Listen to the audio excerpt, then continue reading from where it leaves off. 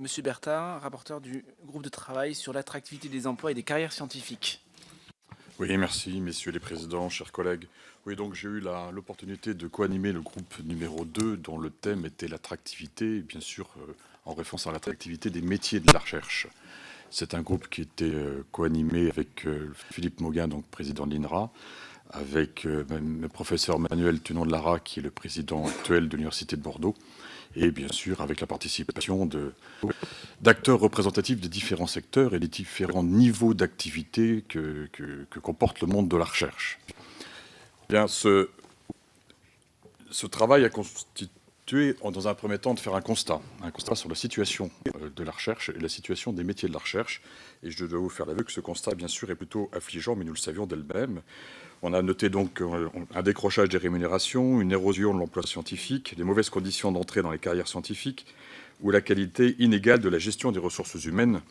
J'allais rajouter, d'ailleurs, quand il y a ressources humaines et gestion des ressources humaines dans certains établissements. Pour exemple, je voudrais juste vous citer ce chiffre parce qu'il est très parlant. Il faut que vous sachiez que pour entrer dans le métier de la recherche ou l'enseignement supérieur, aujourd'hui, la moyenne d'âge oscille entre 34 et 35 ans.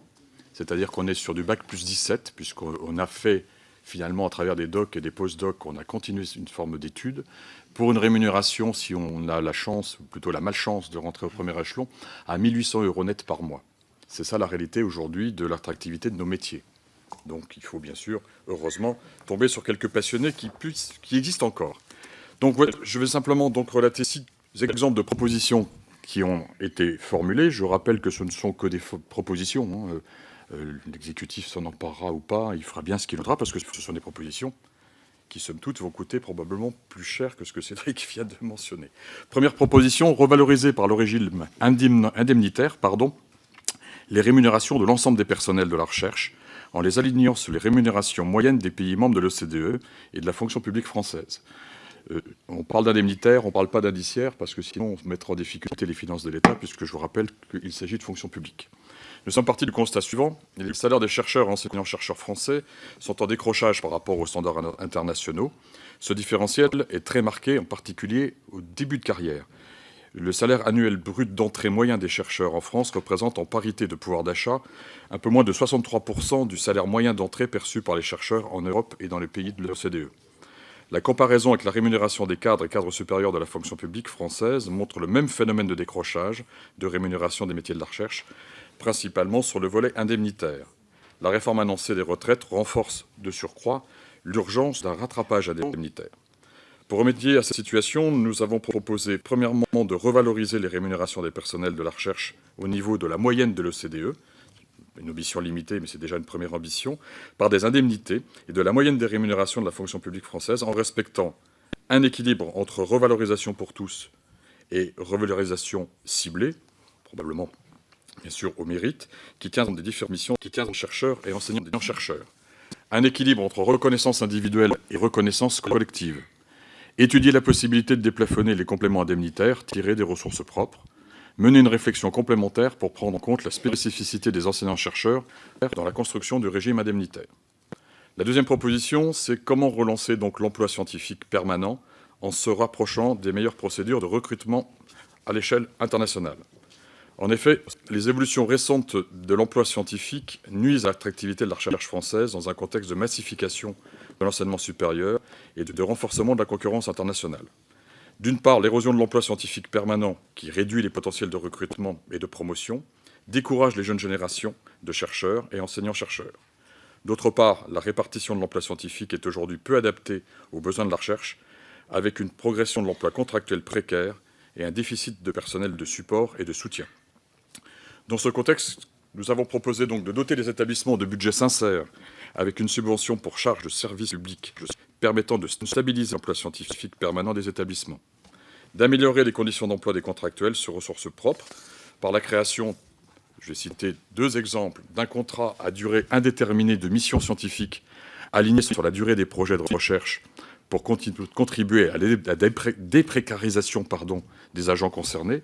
Sachez qu'actuellement, ces emplois sont sous forme de CDD. Ces CDD, bien sûr, vont s'interrompre, ne pourront pas être reconduits, alors que la mission, par exemple, financée par l'ANR, était en cours. Et j'ai pu percevoir, fréquentant beaucoup les laboratoires, une désespérance systématique de voir des gens bien formés qui sont au cœur du projet, être obligés de rejoindre Pôle emploi, alors que finalement les financements existent pour continuer à les payer au sein des laboratoires. Ensuite, l'établissement, et nous en avons besoin parce que nous avons un énorme déficit dans notre pays, un contrat de post-doctorant, jeune chercheur, à durée déterminée pour améliorer les débuts de carrière dans la recherche publique. Aujourd'hui, l'essentiel des post-doctorants, ou des post-doctorats plutôt, se font malheureusement pour nous à l'étranger. Ensuite, rapprocher les procédures de recrutement des enseignants-chercheurs et des chercheurs avec les meilleures pratiques internationales. Tout d'abord par la création de chaires d'excellence junior pour attirer les jeunes talents avec un nouveau dispositif de recrutement que les anglo-saxons appellent le tenure track, organisé par les établissements. Ces structures, ces types d'emplois existent aujourd'hui en Allemagne, existent en Angleterre, existent aux États-Unis. La création d'un programme national de chaires d'excellence senior pour attirer des chercheurs de grande réputation.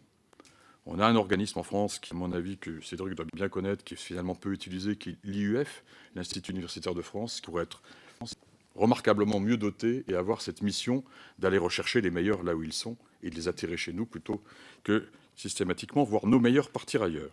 L'intégration d'une preuve de mise en situation professionnelle aux procédures de recrutement, l'augmentation des recrutements externes de directeurs de recherche et de professeurs des universités, une extension des dispenses de qualification pour les établissements qui le souhaitent et dont les processus de recrutement auraient été certifiés, en particulier en termes de qualité sur des normes européennes. Troisième proposition, revaloriser le doctorat. En France, la valorisation du doctorat n'est pas à la hauteur de celle dont il bénéficie à l'international, qu'il s'agisse des conditions de préparation de la thèse ou de sa reconnaissance. Reconnaissance notamment en dehors du monde académique, du monde de la recherche publique, et ce, malgré les progrès réalisés incontestablement par les écoles doctorales au cours de ces dernières années. Nous proposons d'adapter la durée du contrat doctoral à la diversité des disciplines. Je représente par exemple la biologie. La biologie a besoin de temps. C'est facile à comprendre qu'en sciences de la vie, une date limitée à 3 ans est souvent trop brève. Des projets professionnels en prévoyant des périodes d'immersion, pourquoi pas, pendant ces thèses, sur des missions de terrain, comme cela peut se faire beaucoup d'écoles d'ingénieurs, pourquoi pas imaginer une immersion pendant sa thèse sur 3 mois, une mini-mission en milieu industriel ou pourquoi pas en milieu fonction publique. Généraliser un financement dédié pour les doctorants en formation initiale, sachant que nous avons beaucoup trop de thèses dans ce pays qui sont effectuées sans aucun financement. Augmenter la rémunération minimale des contrats doctoraux. On a donc un niveau Bac plus 5, il faut savoir les rémunérer à la hauteur de ce Bac plus 5. Créer un cadre juridique spécifique pour le contrat doctoral et augmenter le nombre de thèses CIFRE. Les thèses CIFRE, vous le savez, sont ces thèses qui sont copartagées sur une direction public, privé, et qui ont un vrai succès, qui sont par contre un vrai succès, dont nous voulons voir augmenter le nombre. Quatrième proposition, améliorer l'entrée dans la carrière d'enseignant-chercheur ainsi que de son déroulement. Si l'on considère que les premières années sont parmi les plus productives en recherche, on a encore le cerveau frais, les conditions d'entrée dans les carrières scientifiques ne sont absolument pas satisfaisantes en France. Au-delà de l'environnement de travail des jeunes chercheurs et des procédures de recrutement assez éloignées des standards internationaux, le corps de maître de conférence par lequel on entre souvent dans la carrière d'enseignant-chercheur est, c'est le moins qu'on puisse dire, très peu attractif. Nous proposons donc, pour exemple, d'alléger les obligations de service d'enseignement en début de carrière pour que le jeune recruté ait vraiment le temps de la recherche, d'analyser l'opportunité d'une fusion des corps d'enseignants-chercheurs. Ça, c'est un serpent de mer assez récurrent, et nous réouvrons ce débat. Cinquième proposition, ce débat a un sens. Si vous êtes un jour maître de conférence et que vous allez à l'étranger et que vous expliquez à quelqu'un que vous êtes maître de conférence, personne ne pourra jamais comprendre ce que ça veut dire. On est associé de professeur, on est professeur, donc on est professeur. Cinquième proposition, moderniser la gestion des ressources humaines pour améliorer l'attractivité et l'efficacité de l'emploi scientifique. Actuellement, la gestion des personnels scientifiques est très hétérogène en fonction des établissements. Je vous fais un aveu, j'ai été au CNRS, j'étais à l'INSERM, j'étais professeur à l'université de Montpellier, je suis professeur à l'université de Nîmes, je n'ai jamais vu une ressource humaine en un certain nombre de décennies carrière maintenant. Ça doit exister, mais je n'ai jamais trouvé le bureau, en tout cas personne ne me... C'est pour ça que j'ai mal tourné, c'est pour ça que j'ai fini député, tu as probablement raison. Bref, les procédures d'évaluation sont inégales en fonction des différents secteurs et des dispositifs en place ne favorisent pas la mobilité des chercheurs et enseignants-chercheurs. Enfin, les obligations de service des enseignants-chercheurs et la logique comptable qui en résulte ne correspondent plus à la réalité des missions qui leur sont demandées. Si vous ne connaissez pas le système, nous sommes redevables de 192 heures, équivalent travaux dirigés d'enseignement chaque année. C'est le cas pour tout le monde, et on peut se demander à quoi ça... C'est comme si on nous demandait de faire 192 heures de recherche, par ailleurs, mais on a 192 heures d'enseignement. Il y a vraiment une réflexion à mener sur sur ce que c'est qu'un service dans nos métiers. Nous avons donc formulé une série de 5 préconisations pour moderniser la gestion des ressources humaines. La première, mettre en place une vraie gestion prévisionnelle de l'emploi scientifique.